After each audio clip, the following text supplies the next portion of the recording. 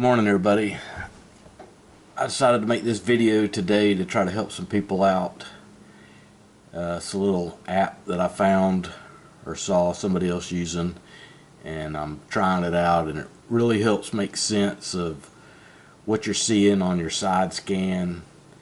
And this video is also to help people find crappie in the summertime. A lot of people say it's hard, they can't do it. I find it the easiest time to catch them because they're all bunched up. But anyway, let's get started. This app is called the Reef Master. Let's see here. Reef Master Sonar Viewer. And on your Humminbird units, if you turn the snapshot feature on, you can. There's also a thing that's called recordings, and you can make a recording. A lot of people ask questions on forums, and they don't have any pictures or any kind of information, to get help. So if you make a recording, you can go or play it back on your unit. You don't even have to have this app if you don't have a computer, but you can play it back on your unit and change your settings like the brightness or the contrast or whatever to get your settings right when you're not out on the water.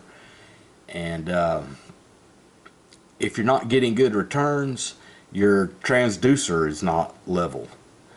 There's no setting to make you get a good return. So you're either getting good returns or you're not. The settings only change the way it looks to make the fish more visible according to your water conditions and your color palette and so on. But let's get in here and try to find some crappie. Alright, on my Lake Master chip, it gives break lines where the lines are real close together, and then you can see where it falls off into the bottom. This place that we're fishing is probably 25 foot deep at the most, and like right here you can see it's falling off from the bank down into the 20 something feet. You can see it much better than if you're just following it along on the side scan. When you see it all laid out, it really makes sense of what you're looking at.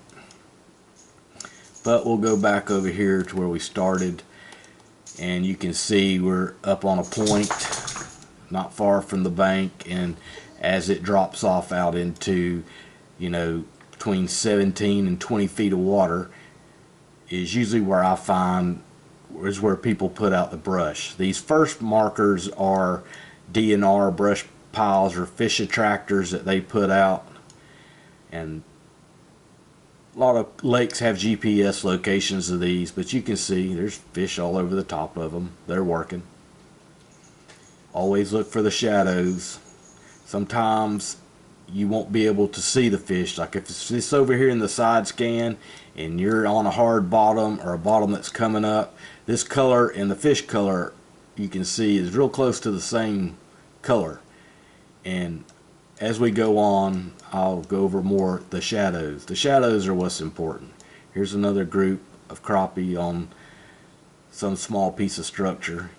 You can see the shadows of them are much bigger than the shadows of these bait fish. Alright, and as we went along, we were out in the middle, and I got on plane and come over here to this point. Let's get over here to this point. And as I'm coming up on the point, right out here you can see how it drops off right down to the bottom, and somebody's put a brush pile, and yes, there's 15, 20 crappie. But you can see, you cannot see the fish returns, like this fish return over here, these two over here, and you can see their shadows, so I know they're fish. But you really can't see any fish right there, but you can see their shadows. That's what you want to look for. And as we come along here, two big schools of bait, a couple fish up here, coming along. Got out here to the other side of this point, and lo and behold, somebody stuck another brush pile. Alright, you tell me how many fish are in there. But you can see right here how it's bright, and you really as you went by that little bright spot, you wouldn't be able to tell there's all these fish. And that little spot right there. You know, if you run over it with the down imaging, you'll see it. But if it's off to the side, which is how I find most of them, I'm shooting about 75, 80 feet, covering this path. And the shadows always give it away. You can't always go by the bright spots. And then I came out to this rock pile, which on the first pass I wasn't over the rock pile. You see it's not on the other two down imaging or the 2D. But once again, you can see all these shadows. Can't really tell there's fish in there. Well, you can kind of see them. They kind of, with the harder turns of the rocks, it's kind of hard to see. And then I know this spot, so this right here and this right here, these are brush piles. Usually the fish are out here on the brush piles. For whatever reason today, these fish are up on the rock, but that's just, they move around. That's just the way it is. They're not always in the same spot. That's why I always drive by and side scan it first to see where the fish are. I turned around and went right back over it. You can see they're stacked on there. You know, I can't tell you how many fish that is. And that was it. But you can see over here, I love this, how you can really understand, if it's an area that you fish all the time, how that area looks. It's a lot harder to understand how it's laid out when it's just going past you on the depth finder. But this really makes it where you can understand when you zoom in and you can see all the lay downs and logs and all the stuff. You know, for those people who are all jacked up about pan optics and ooh, you can see the fish hit it and yah. I drove past this, probably took me 10 minutes to drive from here to here scanning that, and I found what, a limit of fish up here on these attractors. We found almost a limit here on this corner on these. You know, I found a half a limit right here on these two pieces. I know there's 2 limits right here. You know, a good side scanning unit set up right and a $2 buoy marker. I don't have to see the fish hit it. I done limited out 4 times here in 15-minute or 20-minute ride. If you went and tried to point your trolling motor at each one of these and look for these fish, you'd be lucky if you'd have got over here, you know, in a couple of hours. as much area as I covered. So don't get all wrapped up in the $3,000 scam. A $2 buoy marker will mark a fish and you can catch you a limit and you don't have to see them hit it.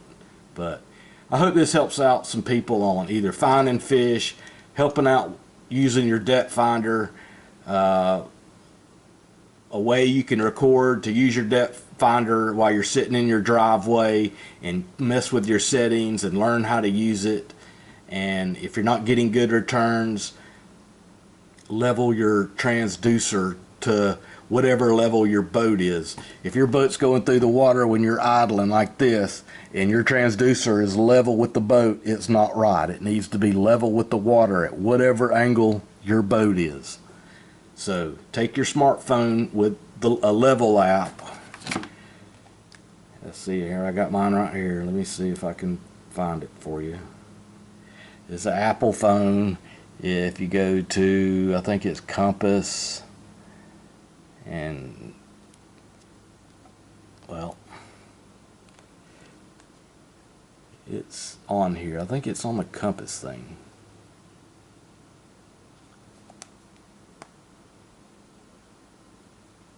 Anyway, I don't have it handy right now, but it's on.